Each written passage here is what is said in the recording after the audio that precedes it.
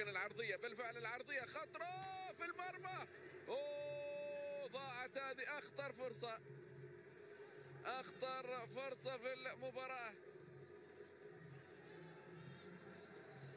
نصراوية كانت لكن في القائم الأيسر، لكن أيضا عادت خطيرة لأهلي صنعاء. ممكن هذه الآن ورد السلامة في أقصى الجهة اليمنى، ورد يلعبها. حكم اللقاء مرة ثانية أهلي صنعاء الجهة اليمنى.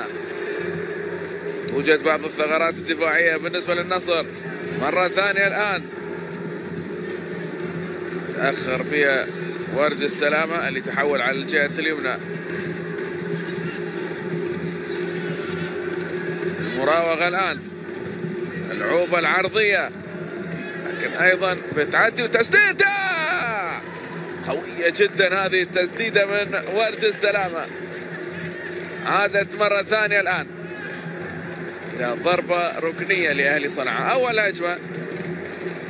أول هجمة لفريق أهلي صنعاء حمزة أحمد، وهنا أيضا جلال حسام. تسديدة قوية كادت أن تخدع عبد الرحمن العامري.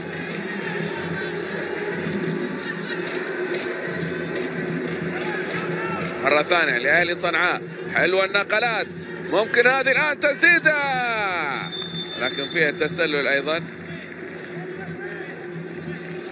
هي تسلل. نشط قليلا فريق أهلي صنعاء في مرة ثانية الآن. عالية هذه، أوه حذاري، كان ممكن يأتي الهدف بنيران صديقة، لكن حارس المرمى يبعدها. سالم الآن هنا في الجهة اليمنى، أليكس غوستافو يرفعها بعيدة هناك ناحية أمزار، لكن مقطوعة من الفريق اليمني. خطأ فادح كان ممكن يحدث.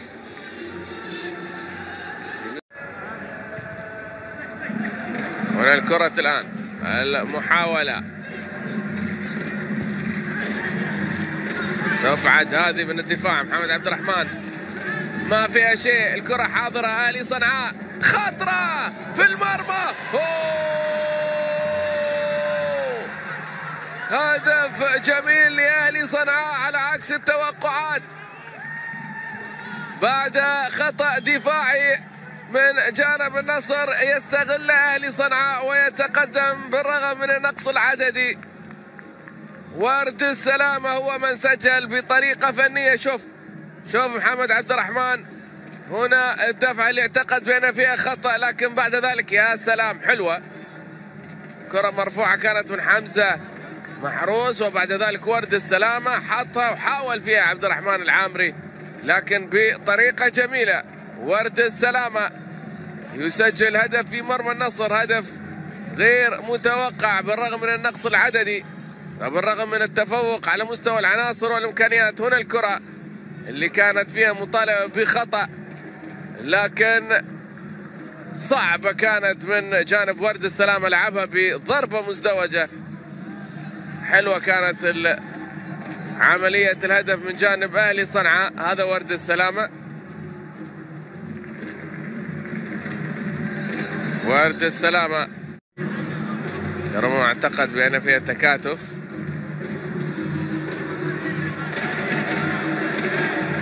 حكام الفيديو يستدعون الحكم البحريني إسماعيل حبيب. خلنا نشوف ماذا سيقرر فيها حكم اللقاء. هل سيلغي الهدف؟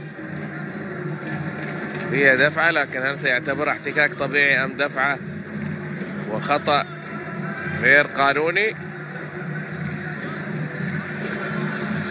ماذا سيقول حكم اللقاء؟ إذا يلغي الهدف.